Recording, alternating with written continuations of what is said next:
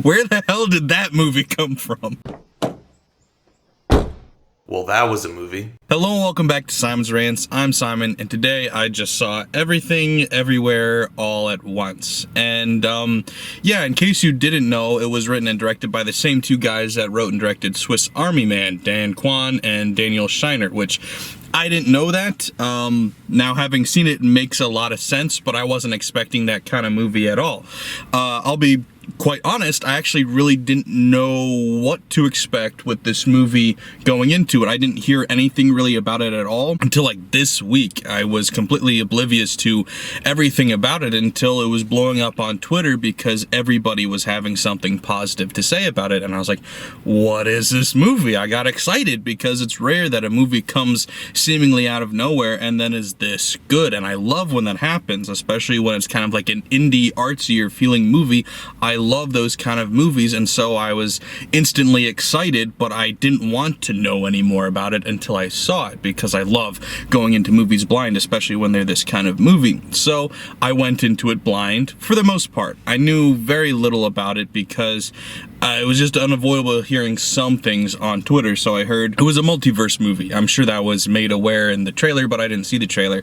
So in case you don't know, it's a multiverse movie. It's dealing with a bunch of separate dimensions and becoming aware of them and them interacting with one another, kind of like that. So I knew that's what it was, and as the movie started, I kind of got the idea this was another one of those The Matrix type movies where there's a normal person going about their everyday boring life and being unfulfilled by it, being dissatisfied with it, and then suddenly they're open up to a whole new world of all of these things happening, and they're kind of like the hero, the chosen one type character.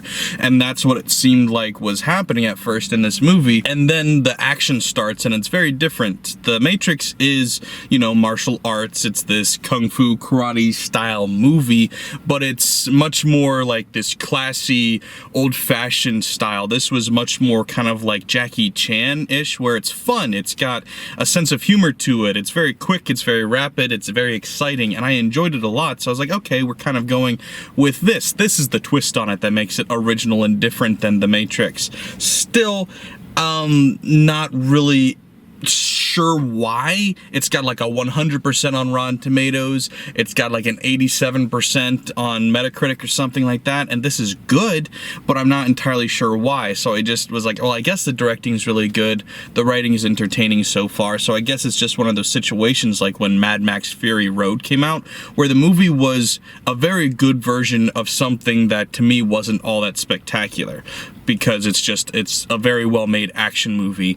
Nothing new is being done, nothing mind-blowing has been accomplished here, but it's just being done really well, so therefore everybody enjoys it. So I'm like, okay, I can vibe with that. The movie was also funny. It was very, very humorous in ways that I wasn't expecting.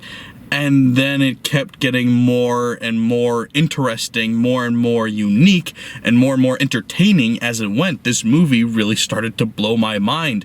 I think from about 50 minutes to an hour in, I was just sitting watching the movie with an open-mouthed smile. Like, I caught myself being stupid because I was so happy and so entertained by this movie, because it does have that The Matrix type feel. It does have that Jackie Chan-ish type action and stuff, but that's not really the point of it.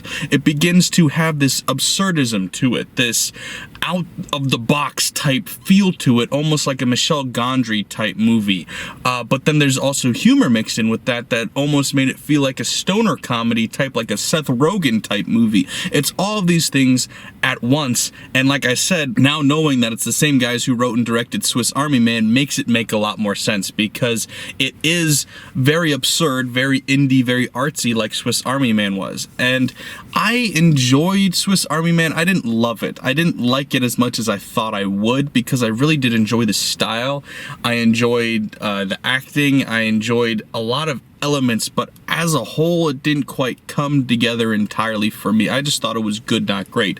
This movie was in every way, in every category, great. The acting was phenomenal. I don't even know who most of these people are, but it was starring Michelle Yeoh, Ke Huy Quan, who, by the way, is Short Round from Indiana Jones. Haven't seen him in years. He was in The Goonies too. I don't know where he's been. He was phenomenal. So was Michelle. They were both amazing. Like, the whole cast was really good. They stole the show. Also, Stephanie Hsu, I don't know. I'm probably butchering all these names. Never seen her in anything before. I thought she was great. James Hong, he's been in a lot, so I knew him from his voice. He's usually just like a funny side character, like he was in Kung Fu Panda, he's the dad. He does voice roles like that usually. Also, it had Jamie Lee Curtis, it had Jenny Slate in a small role, so it's got actually some more well-known people, but like the main cast, at least to me, were people that I hadn't really heard of before, other than, like I said, Ke Huy Quan, who, I mean, I know him, but I haven't seen him since apparently he was in X-Men. I don't remember him being in that. He's really not done much acting.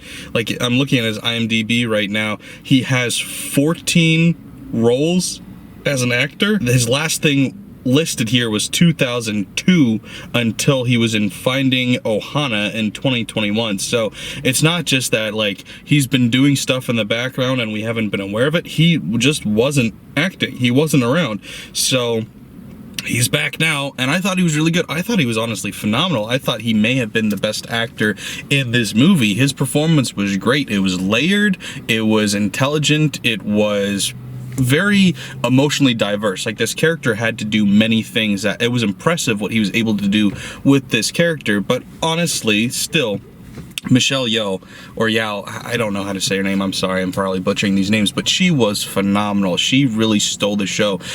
This movie, like I said, it starts out seemingly to be this pretty simple, basic plot, but it ends up being so much more than that, and I don't want to give anything away. I may or may not have a spoiler section. I want you to see it, so I might not spoil anything, but the crux of this movie ends up being the mother-daughter relationship, and there's a lot of emotional investment into these characters that has to be played off right, and both actresses were phenomenal in their roles. Both were able to handle the multiverse perspective as well, because they're playing different versions of the same character at multiple different points as well. And so many things in this movie could have been really lame, but it ended up being either really funny, really entertaining, or really poignant. Like, this had a full array of emotions. I know it's a cheesy thing to say, but like, it did make me laugh, it did make me cry, it did make me feel everything it was supposed to in such a myriad of decisions that they made as storytellers. There were no shortcuts. I was marveling at the style choices they were making throughout this movie. We're like, this was hard. They went out of their way to do this, but they wanted it this way, so they did it that way, and it was amazing for it. And so many times they chose things that were very bizarre. It was absurd. Like I said, there's a lot of absurdism in this movie, but they just did it. They weren't afraid of it, and it makes sense. Like I said, you can compare it to Swiss Army Man. They were doing things that most filmmakers would be scared to do, most people would shy away from, but they just did it as absurdly as they wanted to. And honestly, the most absurd thing about this movie was how absurdly good it was. This is maybe the best movie I've seen in a year. I was completely shocked by that, and I'm not coming with any pretense or any ulterior motive here. This movie just wowed me in every way. I don't have actually much time more to talk about it because I'm going to go back into the theater and watch Sonic 2, so a busy schedule, but I will talk about spoilers for a little bit here. So my spoiler-free section is wrapping up here, but I'll just say go watch it. Even if you know nothing about it other than what I've just said about it, please go see it. It is phenomenal. It is bizarre, it's absurd, but it is so entertaining, it is so good, it's so original, it's thought-provoking, it is just... everything about it is so entertaining and so well done and so marvelous. I really, really enjoyed it. Go see it, please. It really deserves to be seen. I saw it with one other person in the entire theater, and more people need to be seeing this movie, not just the artsy film people or the Twitter fanatics. Go see it. Just go see it. That is the end of my spoiler-free section. Please, if you enjoyed watching this, leave a like. Also, subscribe if you're new here. Thanks, guys. by. So, spoilers. I'm not going to go too into the spoilers here because this movie is very thought-provoking, and I do need time to think about the meaning behind it, because the meaning is complex. It has a lot to do with everything. Like, there's a lot of deeper meanings about how, you know, the universe works and how nothing matters yet everything matters, and so how we choose to reflect upon that. And it is a movie that I just want to reflect on. It's something, like I said, it's thought-provoking. This movie was so much more deep and thought-provoking than I ever would have expected from how it began. I thought it was going to be a silly, stupid movie. Like I said, some of the humor in this is absolutely absurd. Like Michel Gondry meets Seth Rogen, where one of these alternate realities, they have hot dogs for fingers. But that was one of the funniest fucking things in the whole movie. There was another universe where they mentioned at one point she was trying to reference Ratatouille, but accidentally called it Raccoonity or something because she thought that it was a raccoon, not a rat. And then they go to an alternate universe where there is a chef that has a raccoon, a talking raccoon, living under his hat, controlling him. It's so absurd and so hilarious and worked on so many levels. Like, yeah, like I said, it really makes sense now, and I didn't pick up on it at all when watching it that it was the same people that made Swiss Army Man. But yeah, it had that vibe, and it totally matches. But you can see in there where I'm like, it's kind of like Seth Rogen-y, but then also with the absurdism in the visuals and everything, that wasn't necessarily always funny. It was just absurd looking and an absurd feel that kind of got you off kilter. It felt like Michel Gondry-ish, like Eternal Sunshine, or his more strange movies like Human Nature or something else by him. It really was bizarre and odd, and I loved it for it. This movie, I should have said it in the main section, but this movie, to me, is like an 8.5 at worst. I really was not expecting that. Everybody was giving it like a 9, a 100%. It's like high 80s on Metacritic or whatever. It deserves all of that praise. This movie was absolutely phenomenal, and I'm wowed. I did not expect that from anything I'd heard about it beforehand or from when it started, but this movie really hit me specifically too on every sweet spot, like with the absurdism, with the humor, with the subject material, with the thought-provoking existentialism, with the themes between the parents and the children, and the experiencing and self-discovery of it all. Oh, I adore everything about this movie. This could easily end up being my favorite movie this year, which is odd because I'd kind of gone into what I thought was a pattern where all of my favorite movies were kind of like the more stiff, rigid, artsy dramas, because like you look at my top 10 movies last year, it's like The Father #1, Come On, Come On #2, and I was like, all right, so I guess that's my favorite style of movie. No, I've reminded myself that I just like good movies no matter how they're done, and this movie really flipped my expectations on their head.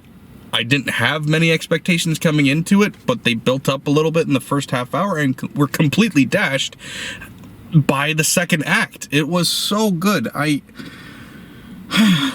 I'm mad that I came and saw this movie by myself, is how much I enjoyed it. I really am, because I wish I could have experienced this with somebody else. I want to show this movie to everybody. It was so good. It was so memorable. It was so unique. It was so funny. I know I'm repeating myself, but thought-provoking. It really made me think, and I just want to keep thinking about it. And that's my favorite kind of movie, is a movie that once you're done watching it, it doesn't leave you right away. This movie, to a degree, does lack rewatchability. Like, I don't know when I'm next going to be in the mood to watch this movie, but I will not stop thinking about this movie for the next week at least. I know for a fact. This movie will be stuck in my head because it was just so great and bizarre, and just, oh man, I love this movie. And I really did enjoy, there was the elements when they're going in through different versions of the multiverse, and at one point the mother and the daughter are just two rocks and they're communicating, and there was something so beautiful about that. The whole third act, the whole last section of this movie was really beautiful, because I knew I enjoyed this movie from the moment it started getting absurd. And I was thinking, this is like, I mean, even at the beginning, I was like, this is a 7. And then at a certain point, I was like, okay, no, this is absurd. This is odd. This is great. This is an 8. That last act made me at least give it an 8.5 up to a 9. This movie was just so good. Like I said, I was sitting there, mouth open, in awe of what I was seeing for the second half of this movie. I haven't seen anything like this before, and I want to see more like this. This makes me want to go back and rewatch Swiss Army Man and give that another chance, because now I'm thinking I must have missed what made it so great. I mean, that was years ago.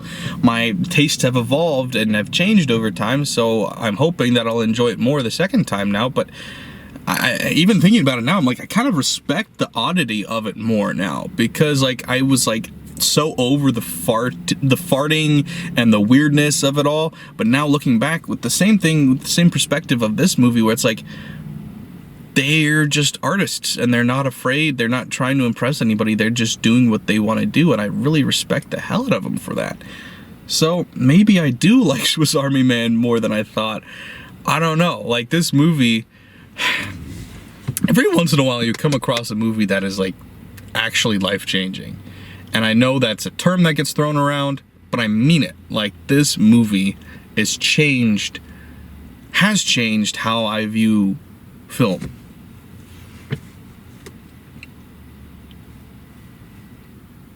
It's so good. It was so good. Now, take it with a grain of salt, because it's a very specific niche audience at the same time that I definitely was the exact demographic they were going for. The exact one, except I'm not Asian. I think if I was Chinese, I would have enjoyed it even just a little bit more, because there seemed to be a lot of references to stereotypes and different things that somebody from that culture would understand better than me, and that's gonna go over my head. But beyond that, I was the exact demographic that they were going for, with the weird, bizarre, the indie, the artsy. It just pressed all the right buttons, and I am deeply in love with this movie. I know not everybody will be. I'm sure a lot of people will watch this and just kind of roll their eyes like, that was weird, and move on and forget about it. I will not. Like I said, this movie, I need to buy it as soon as I can. It's going to be on my top 10 list. I know it's way too early to say this, but I'm like, it might be my favorite movie of the year. This was so freaking good, and I'm in love. I'm in love. I need to text so many people and tell them to see this movie now, because everybody needs to see this movie. Yeah, so like I said, I didn't go too in depth with any spoilers or anything here, but I want to myself meditate upon it more, kind of think about it more before I get too into it. I know that's not really the point of First Thoughts. The First Thoughts is a gut reaction, but like I don't want to disservice this movie by talking about it like that. I just want to think about it. Now I have to go watch Sonic 2, unfortunately, which I think could be enjoyable, but it's not going to be like this. But yeah, I need to think about it more, but holy shit was this movie good. Go watch it. Go watch it. Okay, bye.